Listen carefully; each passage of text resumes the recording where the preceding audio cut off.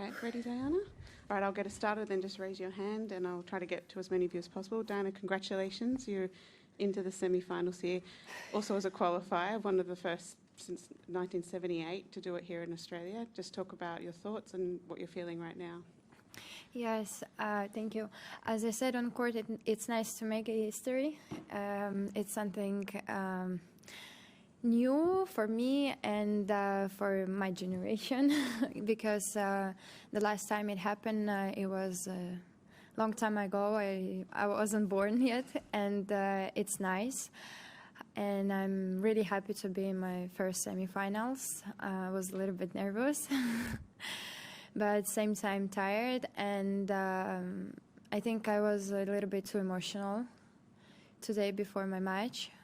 I got angry at the practice of my coach, and but that's fine because I could put my emotions away.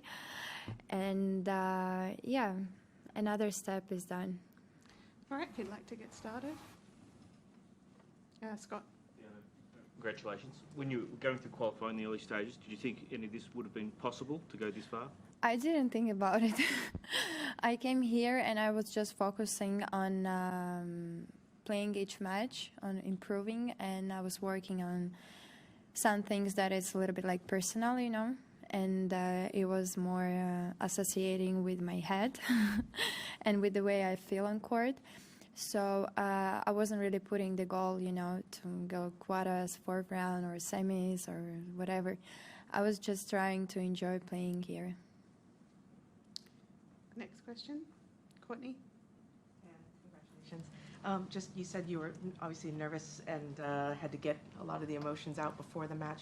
During the match, you seemed pretty under control in terms of what we could see anyway, in terms of how you managed the game. Can you talk just tactically about how you played today's match and what you think was the key was between you and Linda? I will say I didn't have like a huge tactic for today.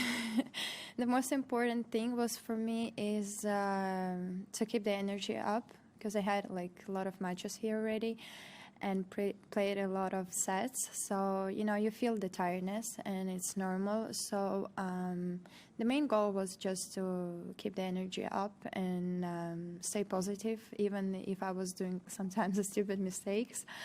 I try not to get angry on myself because I understood why it's happening. So, yeah, just, I don't know. There wasn't a huge plan. All right, Tumaini. On the qualifying, you played three tough three-set matches against lower-ranked players. I'm curious how you felt then, how you managed to get out of your head, and what the difference is between then and, you know, now playing against top players and, you know, winning in straight sets to reach a slam semi. You mean the difference between the last match, 3 sets, and today's match, right? Like where you were at in qualifying, when you were playing against, you know, players ranked 200 in fights, and now you're in the semi-final. Yeah, I'm not really looking up the ranking of the players who are playing, because I think it's not so important, the ranking. Like the girls, you know, at any ranking can show amazing game. So, you know, I was doing just my thing and focusing on myself, the way I play, and I think that's working. All right, we'll go to that lady at the back. Yep. Can you talk to us about what you wrote on the camera and what that means to you? If you understood what I wrote, it was about the Ukrainian fighters, that I'm very proud of them. They really deserve a huge respect. And I always try to write something for Ukraine, about Ukraine. I think it's my mission here. If I do well,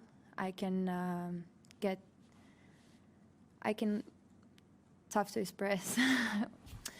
I'm just trying to give the signal, you know, to Ukraine that I'm really proud of it. Okay, the lady behind Tumaini. Yep. Hi. Congratulations. Just on the Ukraine issue, I think one of the junior Ukrainian players shook hands with her Russian opponent at the end of her match. I was just wondering how you feel about that.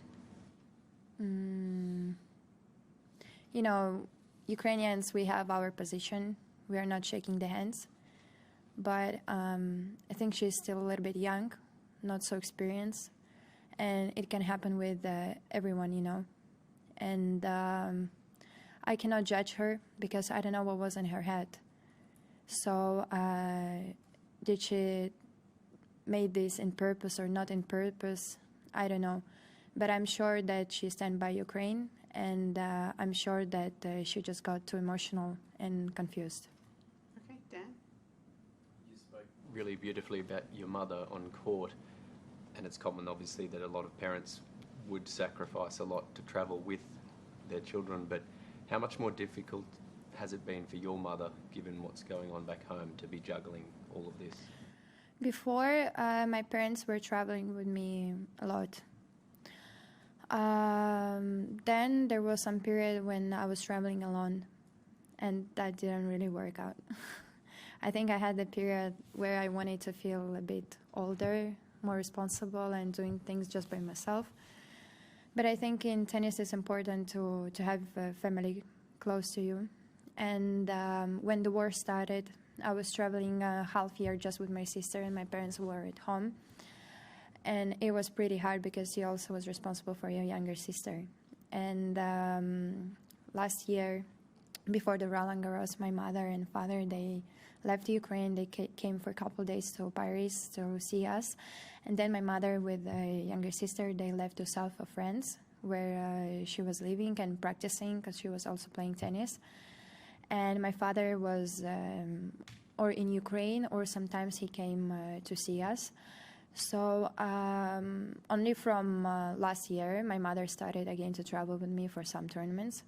And I think it's really nice because before I always wanted to be by myself, alone, you know. And now, like, we have a better relationship than before. And we can spend a lot of time behind the court together. We can go walk and do many things. And I think that it really helps when there is someone from the family with you. Okay, we'll go here and then Ben. Right in front. Yeah. Coach is French, huh? I have 2 coaches. And what is your connection with France, my country? I remember the story with the tournament of Lyon 2 Yes. years ago. It's special, France, for you. Well, in Lyon, it was the first tournament when the war started. I haven't practiced it before because there was a massive attack and we had to, you know, think about other things. And when we left with sister there, the friends met us really nice, very warm. And, you know, I think I was over emotion there.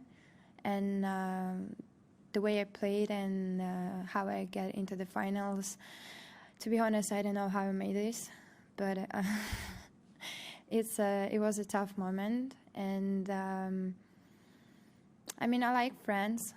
I love it. It's really nice there during the summer and spring. It's warm and nice conditions to practice. But I still prefer my home. And I wish I could get there more often. Okay, we'll go up here and then Simon and then over there. Yeah. I just remember in 2020 especially, you had so much stuff going on. You were putting out music, you were doing photo shoots, all sorts of stuff. You were very busy, it seemed like. And I'm curious if you still have all those other outside interests as well, or if things have simplified around just more tennis focus lately. You know, there's many things that I like to do. I like singing, yes, but I will say it's a little bit past. But in February, I hope that one new song will come out. It's not just mine. It's gonna be 3 of us, 3 different countries that we, you know, got together and we made a nice song. I'm not gonna talk much about it. You're gonna hear it soon, I hope. And I like modeling, I like fashion, I like philosophy, and I like many things to do. But I don't have much time for it.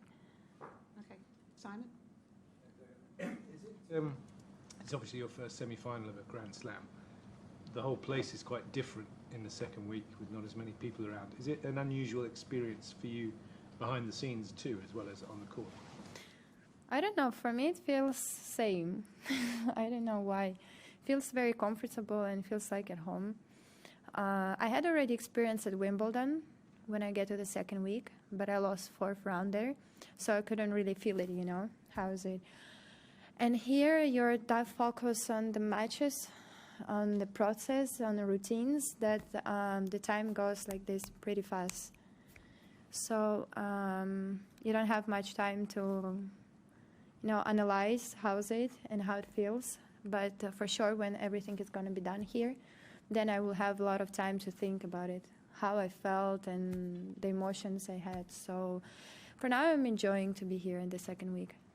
Right, we'll do a couple more. This gentleman here, and then Tumani. Yes, you? You had your hand up? Yeah, did you? No. Okay, all right, Tumani.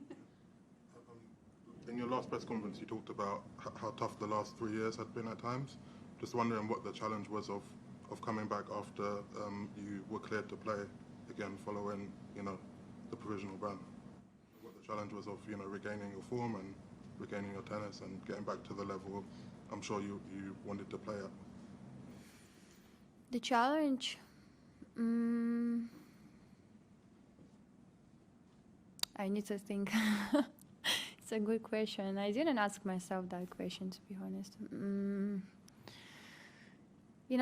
I think that I have a dream since I'm a child, and that's what was moving me forward, no matter what happens. I had a lot of difficult situations, and I don't want to talk about it right now.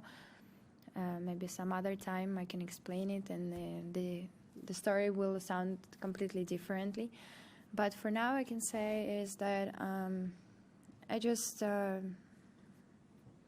don't know, I relaxed. I don't have much to say. I don't know, I just relaxed, and I try to enjoy what I'm doing. As I said last time, I was putting a lot of pressure on myself, responsibility. Now I just took everything out of my back, and I'm trying to enjoy it. All right, thank you very much, everyone. Thank you.